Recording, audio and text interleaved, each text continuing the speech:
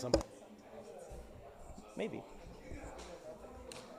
Well, that's why if you're not Chris there, you have I think I'm gonna move on. You're giving me a second-to-second count. I'm on a time schedule today. I didn't know Burton was up there. I said, hey, it's Mark Burton. He's like, he's sitting there recording. Yeah. It's usually, well, Wendy's off Wendy to the said side. she does the same Yeah. thing. It's always usually someone.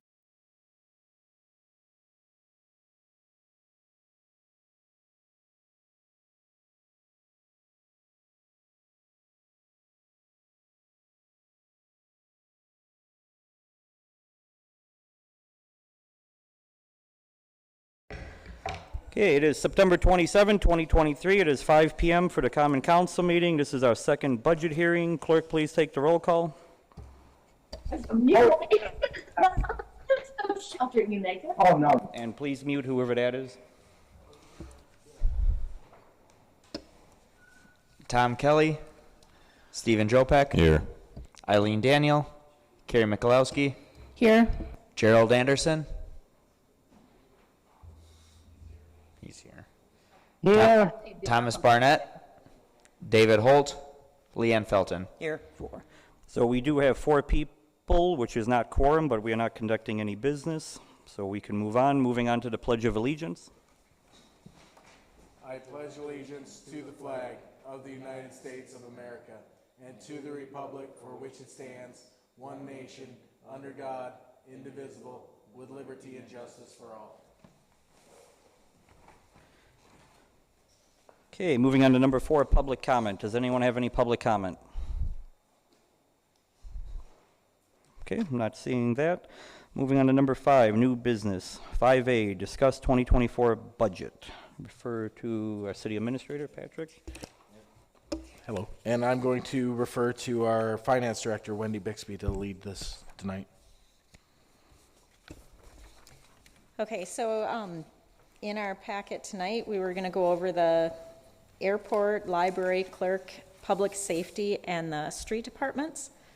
And I'm not sure, yes. So we can start out with the airport.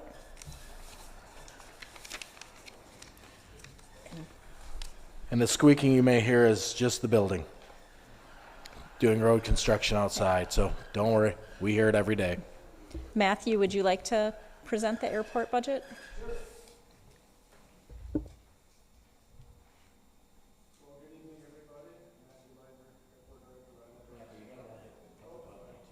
There we go. Some pilot I am. I always like to begin by extending our gratitude for an over 75-year partnership that we had. Should I speak louder? That we've had with both the city and the county as far as the airport is concerned. Our budget request for this year is the same as last year, and Wendy asked the same question of you every time. I believe it's been stagnant for about 10 years, 8 years, 9 years, something. I believe it's at least 10 years. Okay. So when I came on about 6 years ago, philosophically, I wanted to assuage the budgetary pressure as it pertained to the public burden, so to speak. And we kind of instituted measures to get more revenue from the airport users. And I was looking over the 2018 budget, and I juxtaposed it with this, or with 2024. And the local share, county and city, has gone from 41% of our annual budget to 29%. So essentially, we're asking for the same amount that we've been asking for over the past 8, 9, 10 years. But of course, with inflationary pressure, the value of that money has gone down, and we've made up the revenue we've needed to cover insurance costs and fuel costs and labor costs and all these increases we've been seeing from the airport users, primarily FedEx, UPS, and Delta. Was everybody able to hear me okay? Okay. Yeah. It sounds the same out at the airport. I mean, I'm used to it.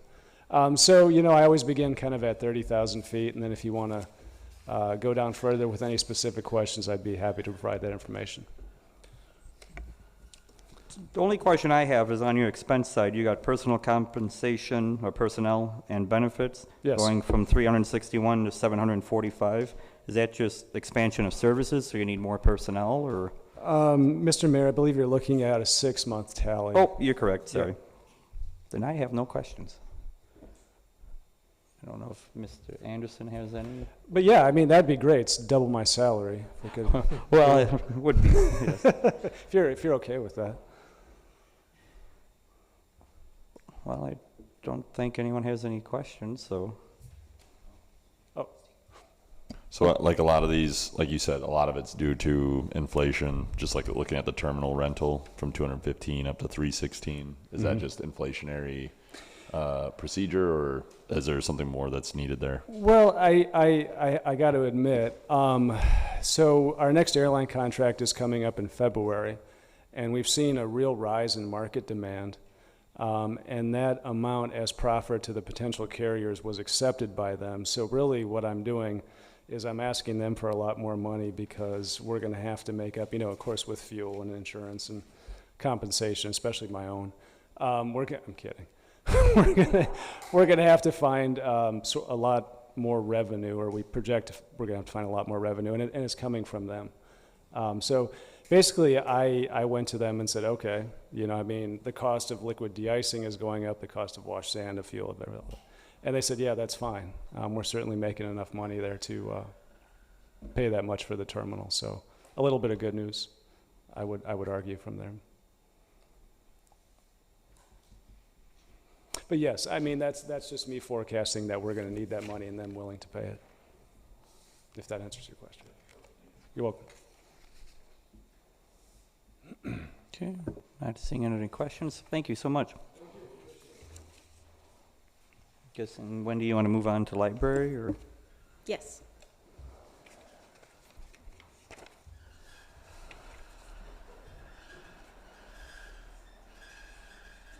And here I We're am. not that lucky. So, similar to the airport, we are a district library. We are comprised of municipalities, the city, and the 4 ring towns. We do get a lot of business from the city, and a lot of folks come into the city specifically to use the library from all over. So we are glad to be here. We are hopeful that, grateful for the support. And our board has passed the current budget. Does anyone have any questions?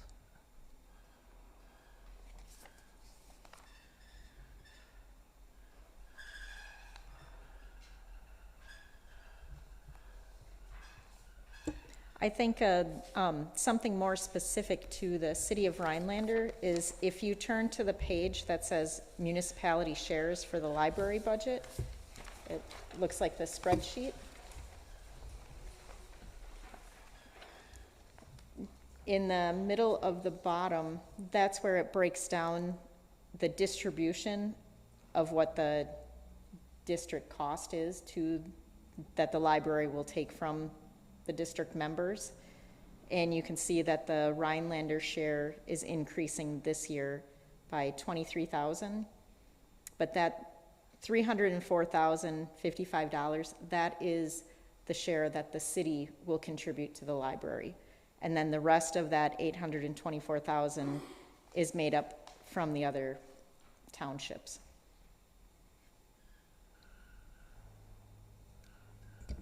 Mr. Jopek?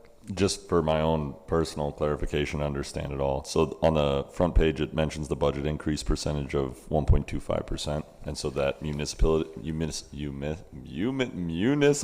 share, it's been a long day, that would be reflected in this, right? And just mostly for my understanding. The 1.25% is from 2022. This year's increase for the district is hopefully 3.7, which is still well under the rate of inflation. Part of the reason the library has a formula that it works. So it's half of the state equalized value for new net construction, half of the population growth. And frankly, your success is our success. We are very busy. We are busier than we've been in a long time because the city is doing so well. So that is the reason that the city is seeing this increases in the past. Last year, it was $801. The year before that, it was just a hair over $3,000. In 2021, you actually paid almost $3,000 less than the previous year. and so on. So it's an ebb and flow. It can't remain stable like a lot of budgets. It's because of this formula.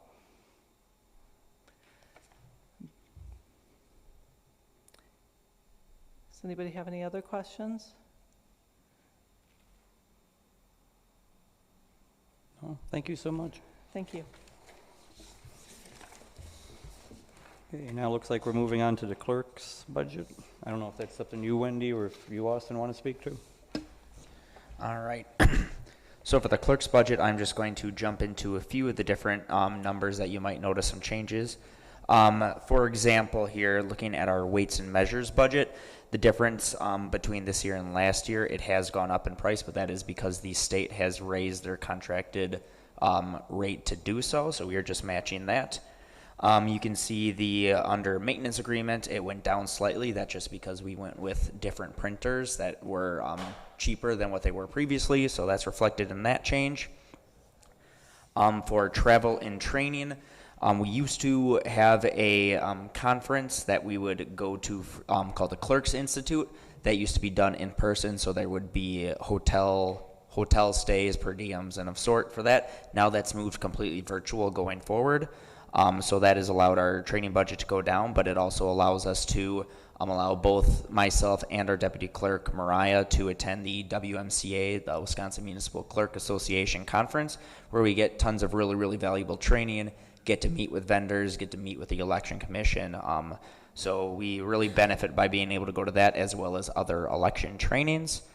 The only other major change under the clerk's budget would be under the real estate tax, property tax acquisition. And I don't know if Wendy can go in more detail, but kind of to be frank, it just is when we annex a property, we have to pay 5 years of the original municipality's property tax share for that. So we've annexed properties in the past year. We have to pay for those 5 years of property taxes. Did I explain that pretty well? All right. And then jumping down into the elections budget, of course, you can see why it's changing drastically from 2023 to 2024. We are having 4 elections next year, including a presidential election, so that brings a much higher cost.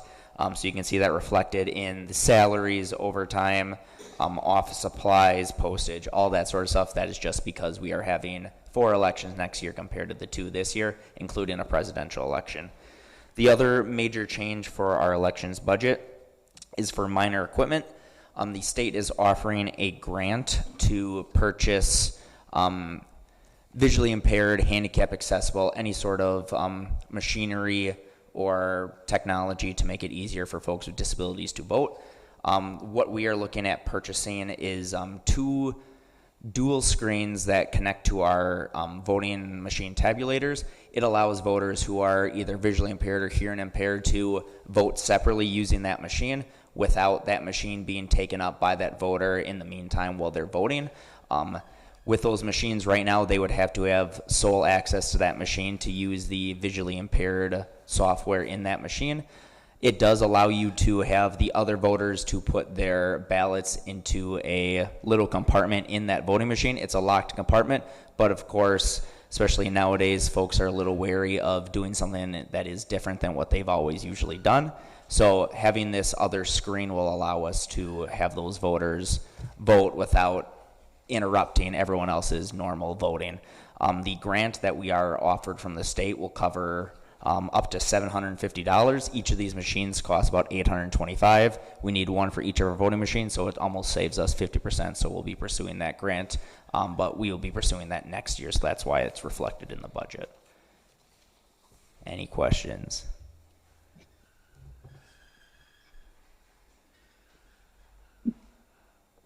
Mr. Chairman, Go ahead, Mr. Anderson. this may not be the place, but where in the budget does money for reassessment come? Is that in the clerks or finance department or where? For the reassessment, like citywide reassessment that we've been talking a couple of times about, we have transferred some money I don't have that number memorized. It was on the administrator's budget of a prior year. We transferred, I believe it was maybe 30,000 or 50,000 into a special projects fund so that we could start building a reserve fund to cover the cost of that.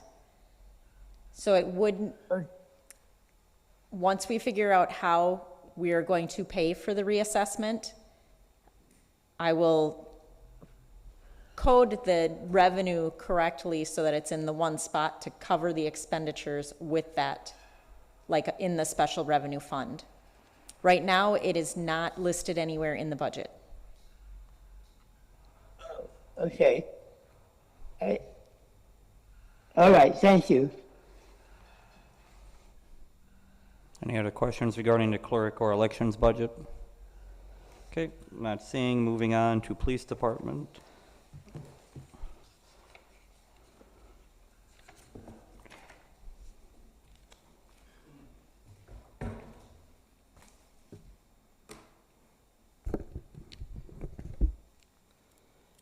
Well, I want to thank everybody.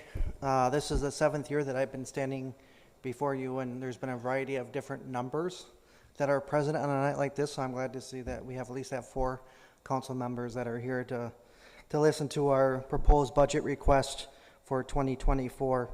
I'm going to start in with just highlighting some of the areas that you'll see that there's an increase. Starting with clothing allowance, you'll see that I'm requesting an increase there. That's due to the fact that I know that we're going to have at least one retirement for sure next year. And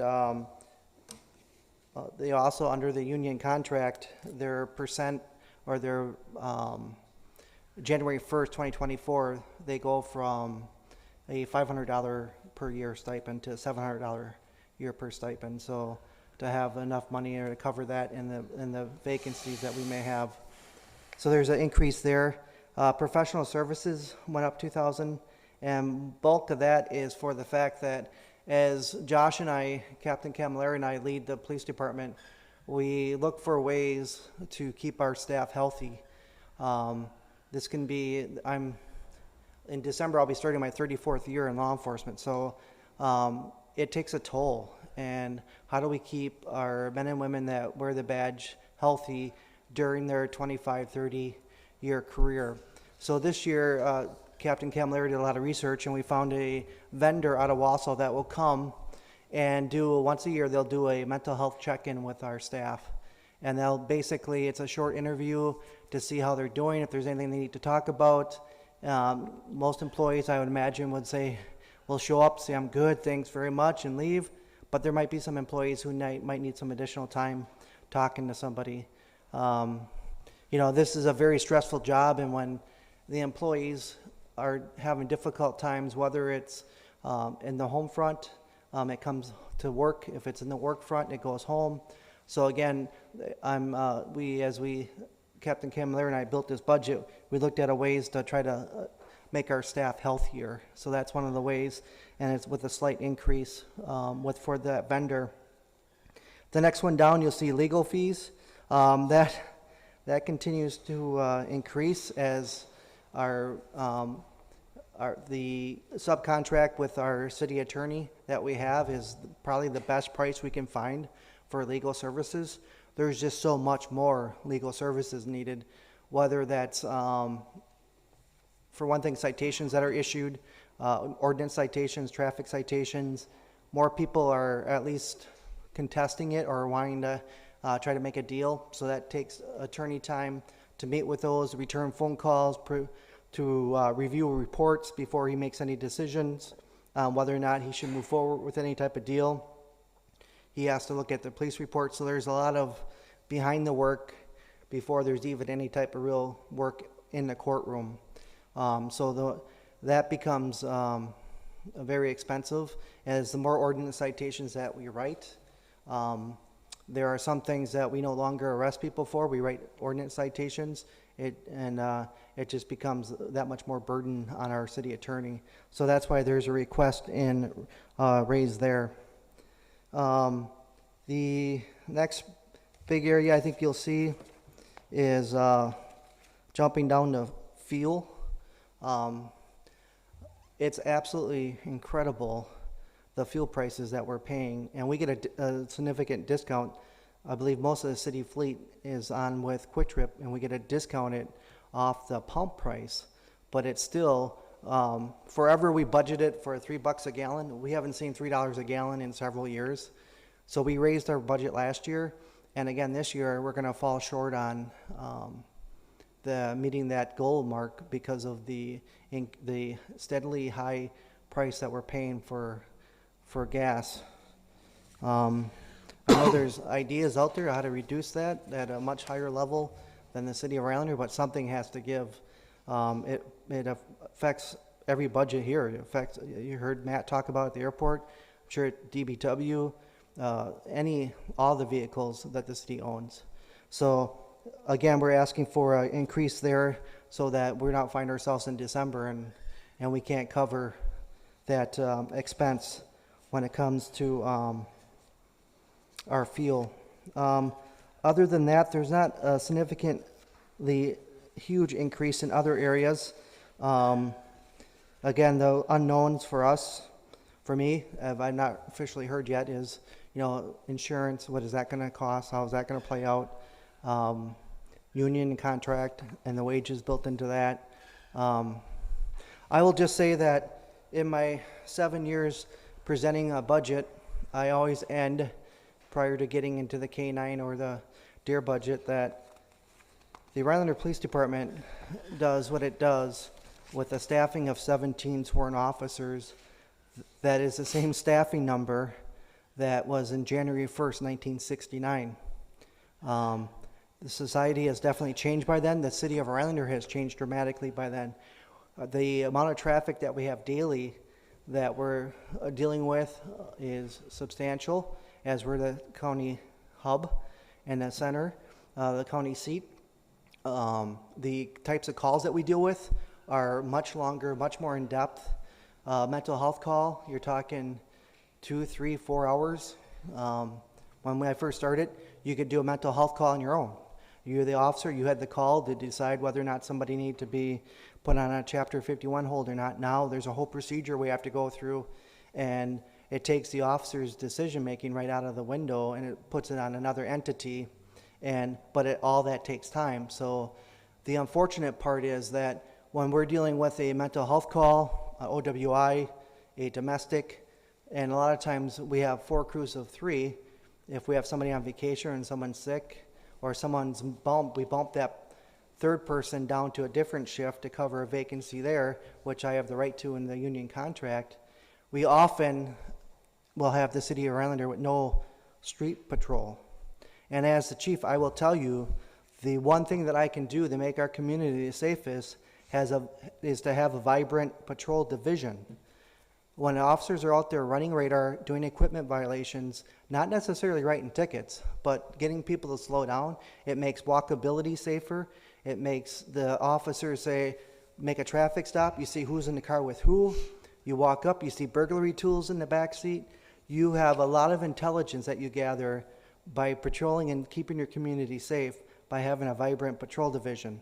We don't have that. Very seldom do we have the ability to go out there. This summer, one shift where there was 3 officers working, one's a certified bike officer, he took a bike on patrol. And the next day my phone rang. I got in the office, it was ringing because somebody wanted to thank me because they actually had an opportunity to talk to an officer because they're on a bike, because they're much more approachable when they're on the bike. They actually saw them on the bike. In a car, you drive through a neighborhood, by the time someone gets out to say something, you're already gone. So having that ability and having that staffing to have interactions with our community, we are lucky that we have events that are held at People's, whether it's the Law Enforcement Appreciation or the K-9 fundraiser. We get a chance to talk to the community in a non-enforcement situation. Those are always better than when we're called to a situation, because we're not usually called because people are excited to see us. We're there to resolve something that's going on. So my final comment on the patrol budget would be that as we look forward, it's too early to tell where we are when it comes to revenue and first expenses. But if there's leeway, I would again appreciate that as you 8 members of council, working with Patrick and the mayor, look at divvying up city funds and maybe staffing issues, that you would look at equality among the departments to make things so that it's not what we can't afford, because we're all a team. We all, department heads, try to work together, but I just ask that you consider that. Any questions on my police department budget? Mr. Jopek? So on the legal fees, 2020, 2021, 2022 were all around like $18,000. Is there like a particular reason we budgeted just below that? Were we expecting less legal fees? Because in 2023 the budget's showing 15 grand.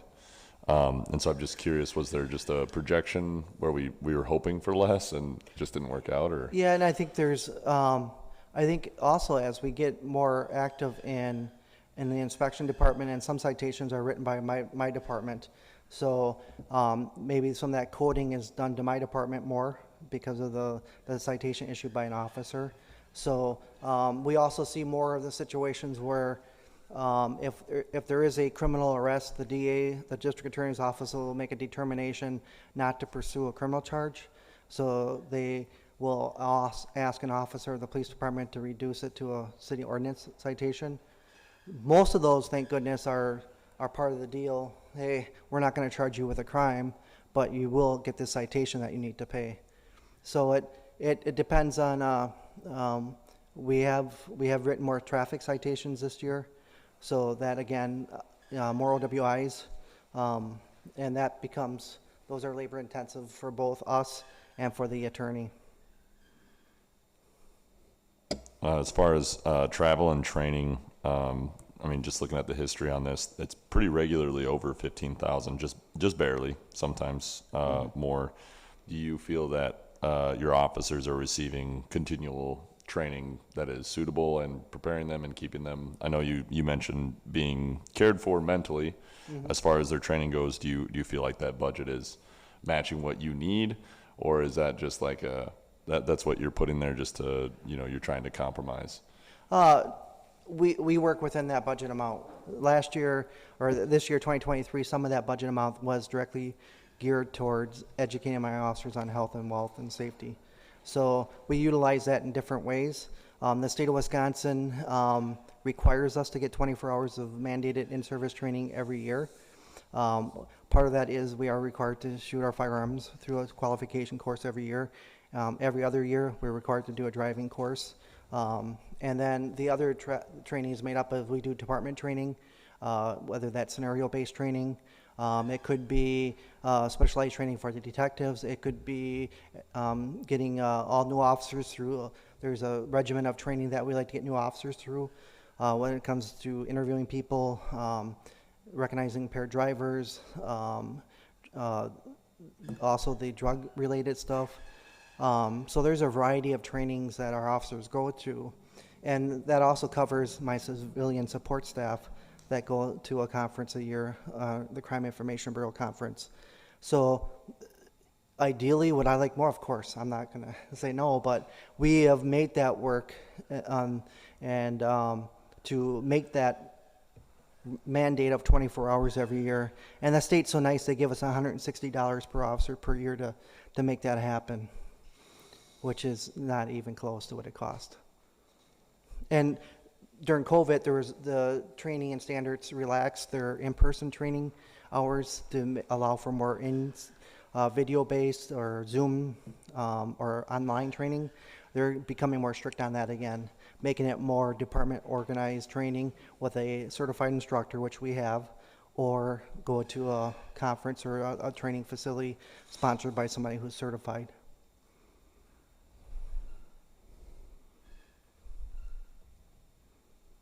Anyone else have any questions for Chief? Cool. I don't know if you want to move on to your K-9 Sure. budget. The next probably budget would be the K-9 budget, which is, again, that has zero impact on the taxpayers in the community. That's all fundraised for. So last year, we looked at a goal of really needing to change out or to update one of our K-9 squads from a pickup that has a higher factor for the dog to jump into to a lower SUV. We went out and we had a civilian come forward, Bruce Gary. I can't thank him enough, who took it upon himself to go out and bang on doors and send out letters. And through that endeavor, we've raised close to $60,000, which so easily supported purchasing that new squad, which is currently being outfitted. So we don't see a huge expense this year of anything that we know of that we need to go out and fundraise for. So it will be the fundraising that we get through the fundraiser at Peoples and also the Law Enforcement Appreciation Day. I've taken those funds from that donation to put into the K-9 program. So other than that, there's not a huge expense there. You know, hopefully dogs stay healthy, they don't get hurt. Mr. Jopek? For dog food, the budget's at 1,500 this past year, and then it drops down to 800. Is that just I guess, just want to make sure we've budgeted for proper food and whatnot? Yeah, both of the canines have deals where some, how we got one canine, there's some food that comes with him every year. So there's different things that go on there.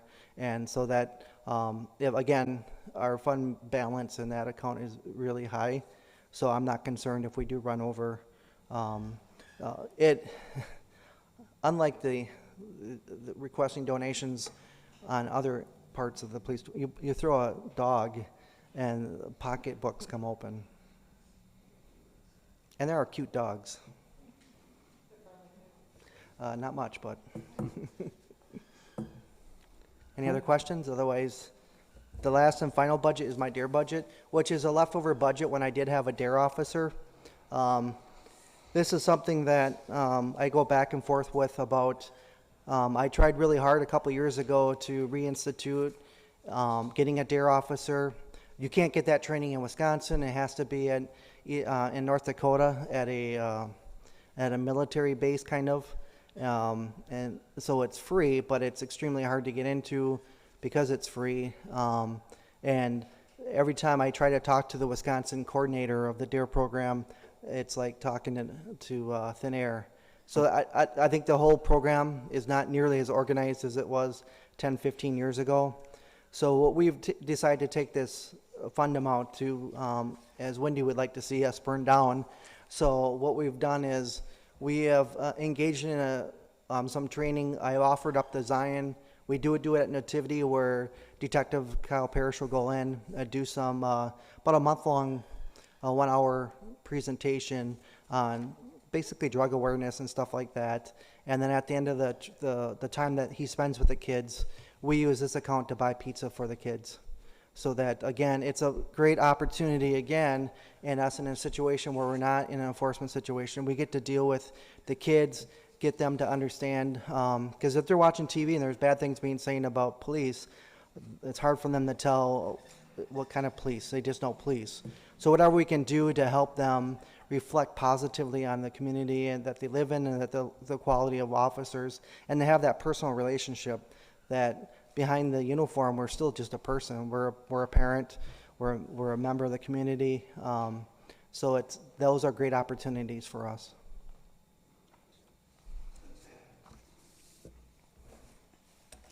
Cool. Well, thank you so much, Chief. With that, I think we move on to Fire Department.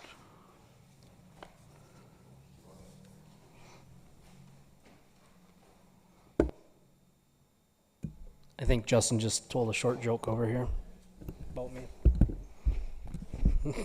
Good evening. Unlike police, people come to see us because they like to see our cool trucks and people and everything. So I don't have to tell you all that kind of stuff. But we've had a really good year this year. Last year as well. In our revenues with our ambulance fund, you'll see in our ambulance funds that we've been consistently increasing in our revenues. We see that trend kind of continuing. So that helps us to offset our general fund and our fire budget. So this year, you'll see the obvious change here is in the fire budget is the salaries. we are requesting 3 more firefighters, 1 per shift. With the increase in state shared revenues and some of our increases that we've seen with our ambulance fund being able to offset some of these costs, we were able to reallocate about $60,000 from our general fund, fire general fund, onto other funds to draw down from the impact on the general fund to help fund the 3 positions. So that's our biggest change in here that you'll see. And then, if anybody's got any questions on that, or you want me to keep going? All right, I'll continue on. The next one would be our maintenance agreements. Our maintenance agreements, we started a new software program that created some more efficiencies for us within our department. So it's easier for tracking, inspections. Everything that we do is all in one program rather than 3 separate programs. So we've been able to buy Apple iPads for the crews, and they're able to take those out to the scenes with them and out to inspections with them and record everything that they need to out in the field, so that when they come back, they're pretty much done with what they had to do paperwork-wise for the most part, or that's where we're trying to get to. So that gives us more time for training and other duties and tasks in the firehouse. So that increase there is from that software program, that new software program that we're going to. Other than that, there's not really, I don't think you'll see anything that sticks out there. Mr. Jopek? On the physical examinations, I assume this is just not like a PT test or anything, but just like checking that you're physically fit. There's just jumps $3,000 just a year set for that, or? Yeah, so one thing is when we do our budgets, we put notes in them when we go back and forth. And in this, there's notes that are for the 3 extra firefighters will have to pass a physical fitness exam and a psych exam before they get hired on. So in the drug test, so that would be part of that.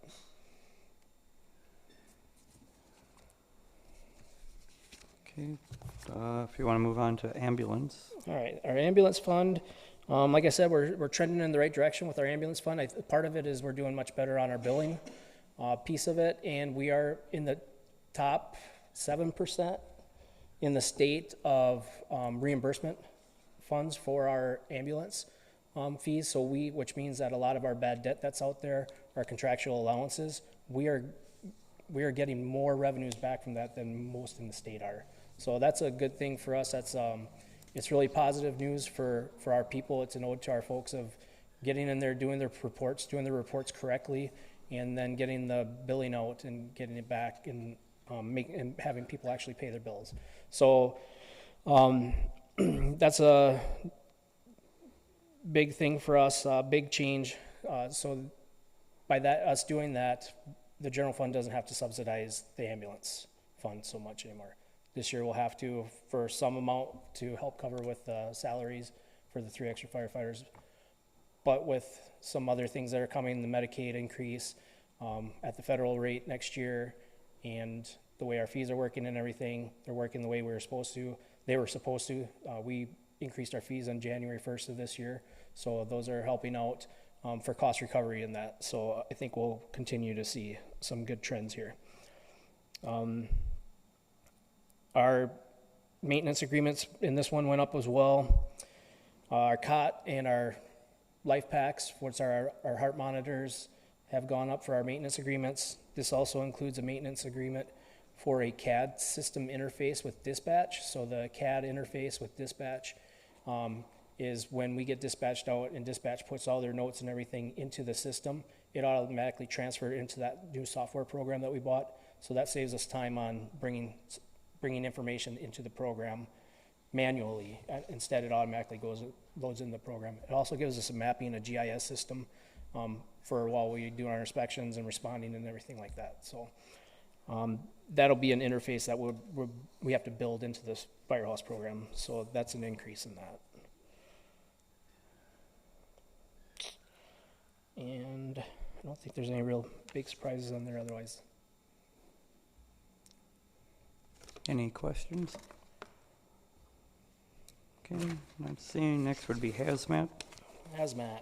Okay, so the hazmat fund is just, it's a revenue that we get from the state for being a part of the hazmat team, the regional hazmat team.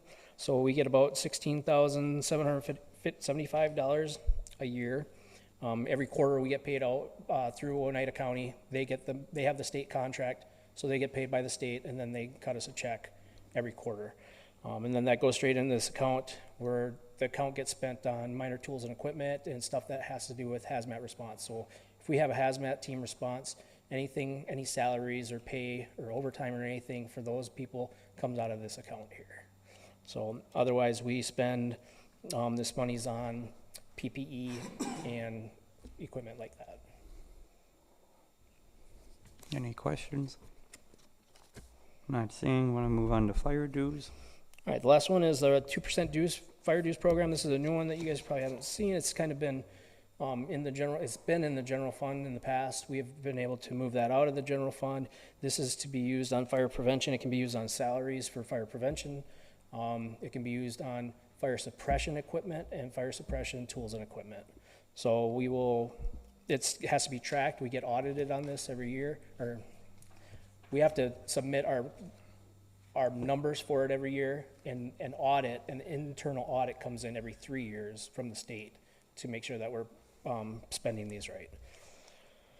So just for this, we have just some tools and equipment, some hose and stuff that we're gonna buy off this, and then we are also going to offset some of our salaried costs on this for the assistant chief position, since he manages the fire prevention and inspection program.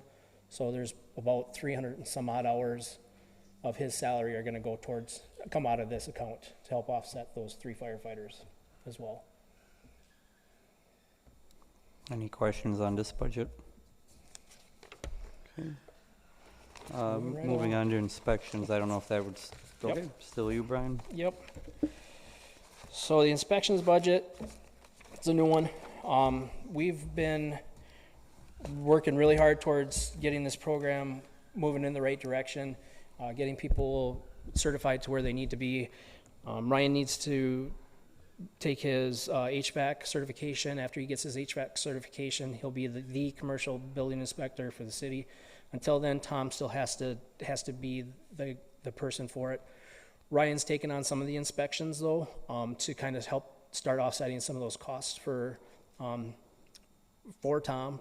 that we get from Clem. So we're trying to move off some of those professional services. Hopefully we are going to go way over budget on that this year.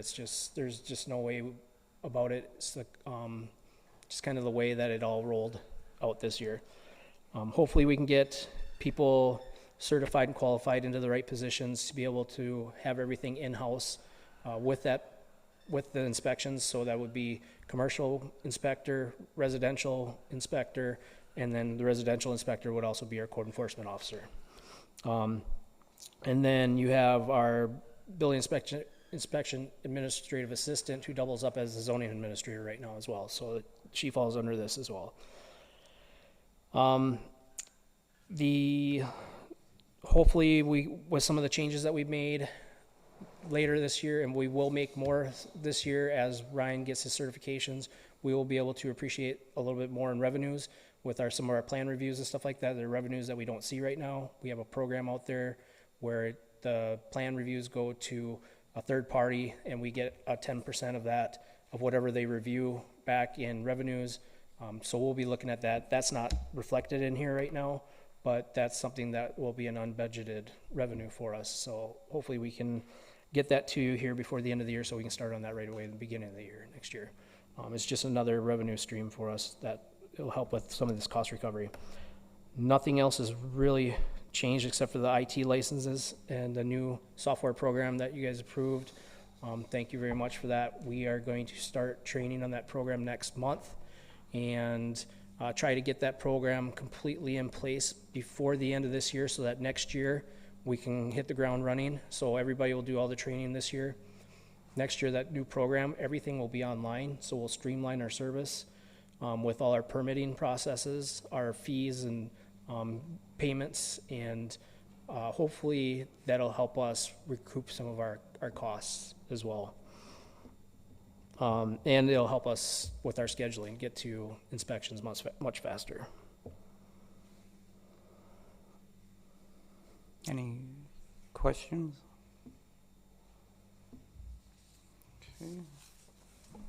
Okay. Unless you want to do streets, that would be our next Nah. budget. Justin can talk fast. I mean, since Justin made a joke about you, I Thanks, suppose I that know, might right? be. Thank you.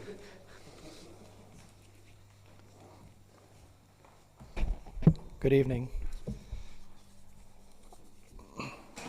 I don't believe there's too much change going on in the street budget this year. The salaries requested is a little bit higher, and I assume that's having me on board, Wendy, as for that full-time position, or is it just other items on there? There are other items on there in the salaries that I will, I'll let you present your budget, and then I'm just gonna add a little bit at the end. Okay, sounds good. There's not too much going on. We did increase the building maintenance by a little bit because we have some service doors and a garage door replacement scheduled for this year.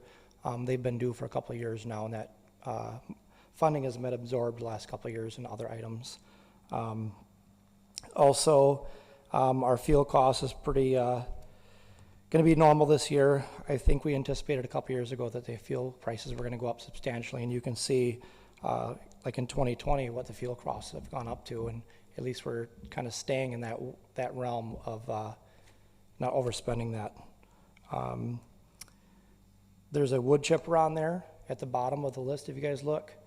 We are trying to replace a 23-year-old wood chipper. We did have a employee lose part of a finger a couple years ago due to the nature of the one that we do currently have, and we'd like to get that replaced at some time soon here, just to save any more problems with that as far as safety is concerned. Not much else in here that is that substantial. Don't know if Wendy, you want to do your part?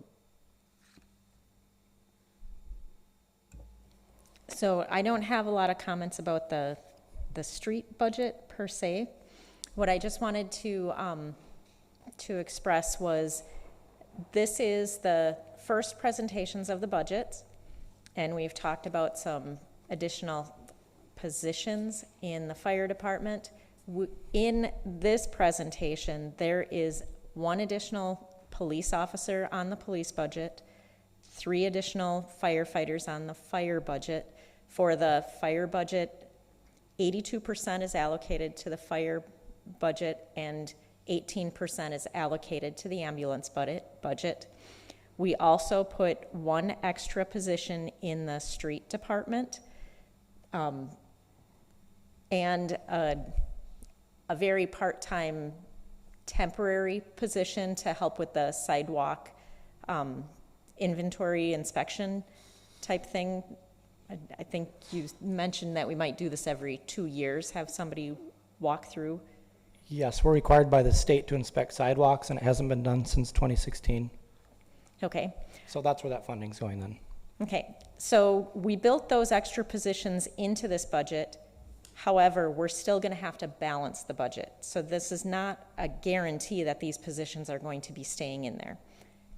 And I also wanted to remind everybody that something very beneficial happened to municipalities this year with the passing of the Wisconsin Act 12, where we're going to be receiving a little bit more revenue in 24 from the supplemental county and municipal aid. And that, I believe, was $249,000. That's supposed to be spent specifically. It's used only for law enforcement, fire protection, EMS, public works, and transportation. So that's part of where this idea of possibly having these additional positions created is coming from. But we still have to look at the budget in its entirety. The other thing that is with this new Act 12 is there's going to be a requirement for all the municipalities to complete a maintenance of effort certification each year. And for the police, we will have to certify that the number of sworn officers has not reduced. And for fire, one of the items is the same thing as the number of full-time equivalent firefighters and EMS personnel employed did not reduce from one year to the next. If we cannot meet this certification, then the penalty will be a reduction of 15% of the shared revenue. So they really are encouraging us to comply. So I want you to keep that in mind. If we add additional positions, they're kind of going to be locked in there. Otherwise, there's going to be a negative impact if we try to reduce the positions in the future. So we really just have to see if the numbers make sense, if the revenue is going to cover the expenditures. But I just wanted to make you aware of what's in there right now that's being presented. Any questions for the Public Works budget? Okay, I'm not seeing. Our next budget would be recycling. I'm assuming, Wendy, you're going to take that one, or? This one's also a street budget. Justin is overseeing this one. We filed an application for a recycling grant, and so we have that separated into going into the special revenue fund, and then from Republic, they take care of our recycling as well as our trash. We have some of the salaries allocated to this fund, and then the recycling cost from Republic allocated to this fund, and the general fund subsidizes. The recycling aids, we don't know what the amount is going to be, so historically we've budgeted what we've gotten the previous year for the next year's budget, and we have received $22,606 in '23 for the grant, so that's why we added that for the '24 budget. Any questions on the recycling budget? Okay, moving on to the last one, which is PrEP. So just to kind of give you a 1,000-foot view with the PrEP fund, we're looking to finish up all projects from this year that's being held over, which is Courtney Street from Oneida to Pelham. On top of that, we're budgeting roughly $250,000 under street maintenance. Ideally, that would be from Menominee Drive and or Pelican Street to be milled and overlay, and then miscellaneous cleanup throughout the city of failing concrete and blacktop. So with that would leave us a projected fund balance of $427,000. It's a little tricky to calculate based on these funds come on based on a percentage of sales each quarter. So it's not a hard number where tax levy and stuff like that's more of a hard number to budget for.